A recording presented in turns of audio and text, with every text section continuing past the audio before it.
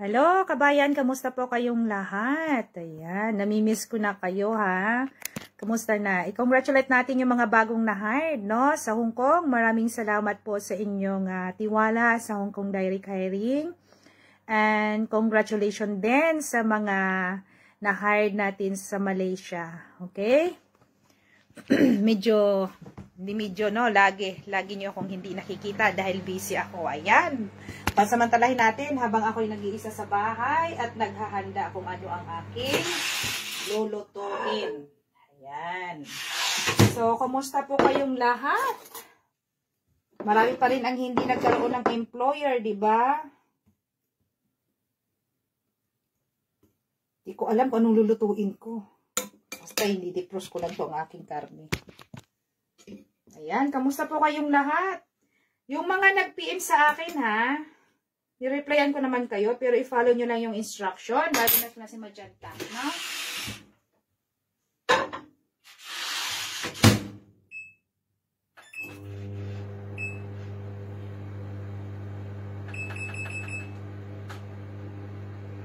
Magluto ako ng ng pork chop. Yun.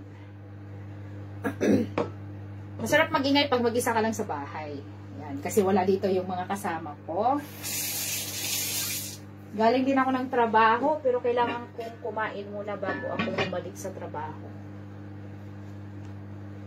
Kaya prituhin ko na lang yata itong pork chop ko.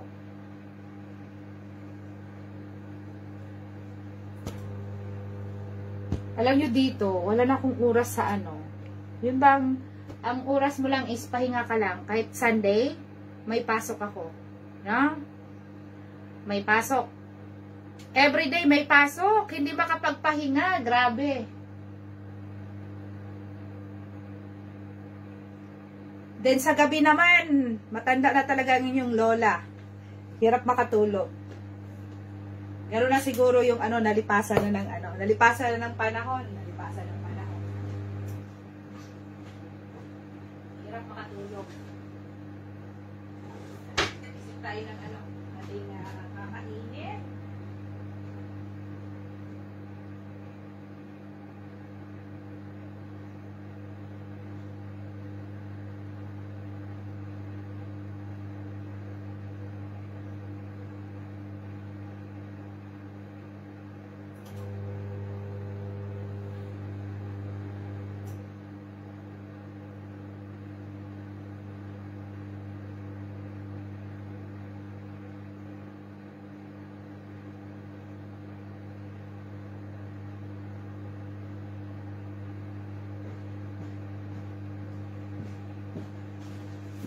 Hello! Ayan, kamusta si Arisalix? Go! Ayan, kamusta po kayong lahat? Sana lumampos lang. Ayun, hello! Tayo ng para gamit tayo ng Bluetooth. Sandali lang. Matigas pa rin ang aking karne. Parang feel ko ngayon kumakain ng karne.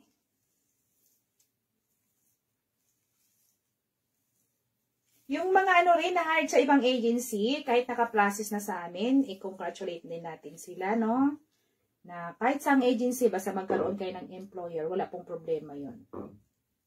Ang mahalaga ay nagkaroon kayo ng employer. Yan. Diyan naman sila si Magenta at saka si Ligaya. Sobrang busy din. Busy sa re-reply sa inyo. Diba?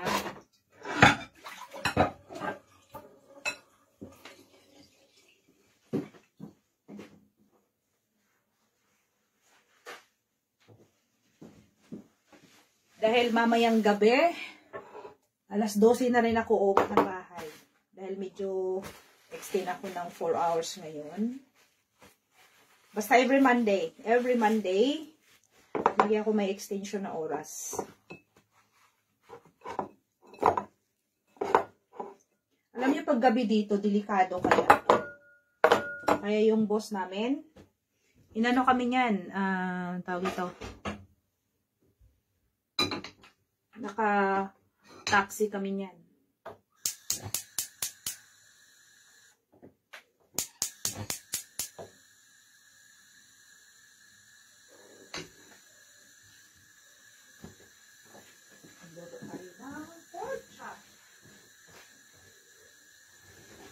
Gabi na dyan sa atin, ano? Ayan, magandang gabi pala sa Pilipinas. At magandang hapon din no, sa ano sa part ng Middle East. Halos magkakunti lang ang ano natin sa part ng Middle East.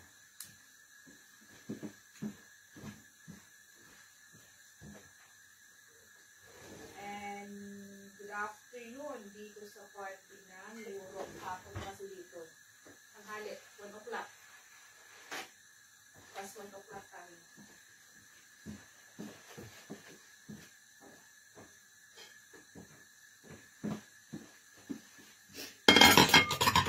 Alam nyo dito, kanya-kanya rin din tong ano, kanya-kanyang luto. Kanya-kanyang kain din dito.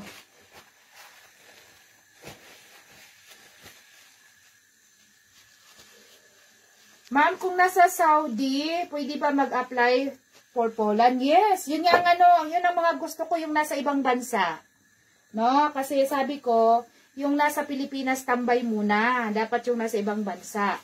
No, sa mga nagtatanong kung magkano talaga aabutin, kasi yung offer ng agency natin doon sa Poland, pinagpili kayo kung gusto nyo ng 2 gigs or gusto nyo ng 3 gigs, no? Mas mura nga yung offer nila eh, kaysa ikumpara nyo sa ibang agency. Kung gusto nyo ng 2 gigs, 2,600 lang USD. Siguro ano yun lang yan, kasi USD yung pinag-usapan namin eh. Then, sa inyo na yung ano, sa inyo na yung ticket. Ayan. Kung 2 gigs, sa inyo na po yung mahiwagang chopstick.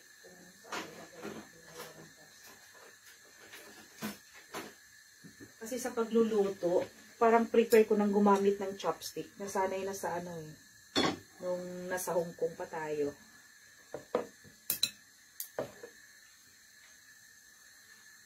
Yan talaga ang hirap sa abroad, ano. Imbes after mo magtrabaho, instead na magpahinga ka, magluluto ka para sa sarili mo. Ayan.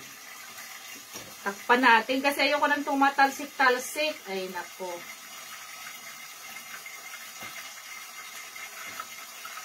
Then, kapag gusto nyo ng 3 gigs, magbibigay kayo kung ang gusto nyo, agency na ang bibili ng ticket. No?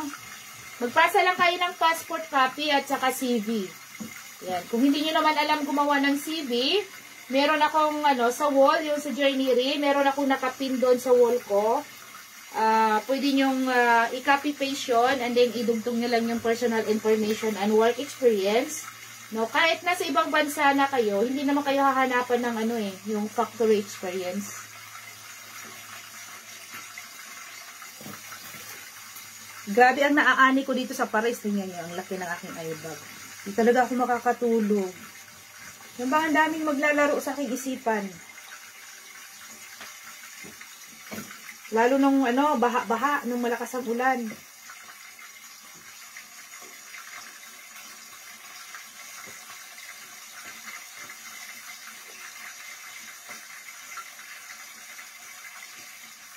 Marami naman ding ano, nasa ibang bansa, may lumalabas na mga ano na ha, mga working permit.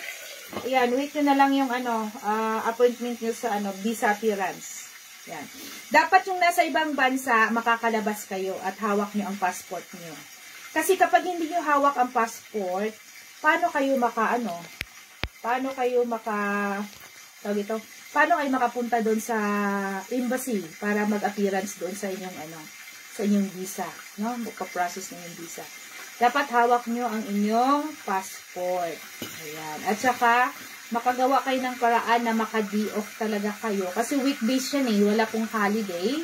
Weekdays po yun. Working days na pupunta kayo doon. Katulad yung nasa Kuwait.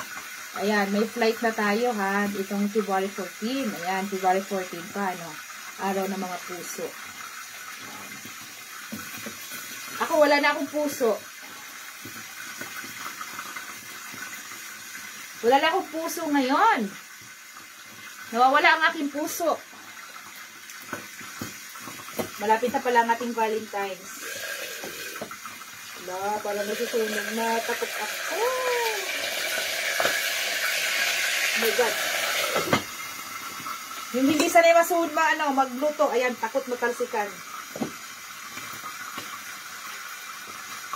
Kahit nasa kahit nasa ibang bansa ka, meron na yung na-process sa Taiwan natin, Singapore, at saka Malaysia. Ayan, yung sa Dubai, hindi pa gaano siguro, nag-iisip pa o nag-iipon pa. Kasi biruin nyo, hindi talaga biro ang mag-apply for Poland. Pero yun na yung stepping stone nyo kung gusto nyo makapasok sa part ng Europe. No? Kahit sang part ng Europe.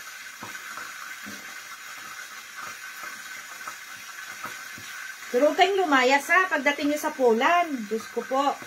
Lalo na pag galing kayo sa akin, baka pagdating nyo sa Poland, airport lang kayo, no? And then, meron na palang nakaabang na ticket para ilipat na ng ibang bansa. Huwag naman ganon. Kahit na magtrabaho kayo doon at least 3 to 6 months, no? Respect na lang kayo sa agency, sa Poland, sa pinapasukan nyo. Kung wala namang pirasahan sa Poland, pag ayaw nyo talagang magtrabaho sa factory, walang pirasahan doon. Kasi ang tao doon is come and go. No? May papasok, may nawawala, may papasok. Ganun ang kumpanya. No? Kahit yung kumpanya namin doon, kahit nasa chicken factory, kasi nakapasok din ako ng chicken factory, at saka yung pangalawa ay sa garments factory. Ayan. Magtaka ka na lang yung mga katabi mo na wala na. And then may pabago namang training. Ayan. Kaya mga tao doon, come and go. Kung ayaw mong pumasok, magpaalam ka lang kasi willing naman sila. Kung gusto nyo maghintay naman sa TRC, mas okay, no? Abot kayo ng 1 year. Yan. Yung iba naman hindi umabot ng 1 year magkakaroon ng TRC.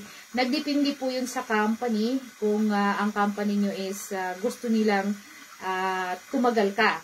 Kasi ang company din, nagdidepende din yan sa performance mo. Kung ramdam nila na nagustuhan mo yung company, ayan, tutulungan ka nilang ma-process yung TRC nyo.